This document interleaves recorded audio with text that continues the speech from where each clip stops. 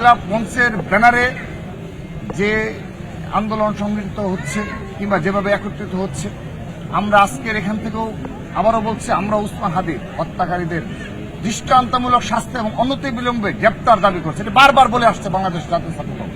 কিন্তু সেখানে আমরা সন্দেহ প্রকাশ করছি, সেই ব্যানারকে ব্যবহার করে কেউ না কেউ ষড়যন্ত্রে লিপ্ত রয়েছে।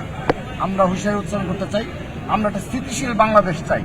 দেশনেত্রী বেগম খালেদা জিয়াকে আমরা হারিয়েছি, তিনি সব সময় একটি স্থিতিশীল বাংলাদেশ গড়ার জন্য তিনি তার জীবনের পুরোটা সময় ব্যয় করেছেন।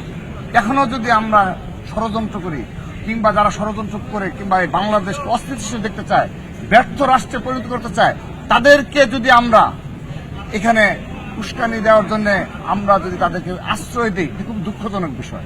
আমরা বাংলাদেশ জাতীয় ছাত্র দলের পক্ষ থেকে সকল ষড়যন্ত্রকে নস্যাৎ করব এবং সকল বাংলাদেশপন্থী শক্তিকে আহ্বান জানাবো, চলুন আমরা দেশনেত্রী বেগম খালেদা জিয়ার আদর্শ অনুপ্রাণিত হয়ে বাংলাদেশ গড়ার ক্ষেত্রে নিরলসভাবে ভূমিকা রাখি এবং বাংলাদেশ যেন স্থিতিশীল থাকে, বাংলাদেশের সকল শিক্ষা প্রতিষ্ঠান যেন স্থিতিশীল থাকে, কোনো মব যেন এই বাংলাদেশ আর কখনো কেউ করতে না পারে, সেজন্য আমরা এক এবং ঐক্যবদ্ধ হই, সেই প্রত্যাশা রাখছি। সবাইকে ধন্যবাদ। সানবিট সব দিবে সামাল। সানবিট ম্যাজিক প্রেস ডিশওয়াশিং এর মাথা ঘোরানো সলিউশন।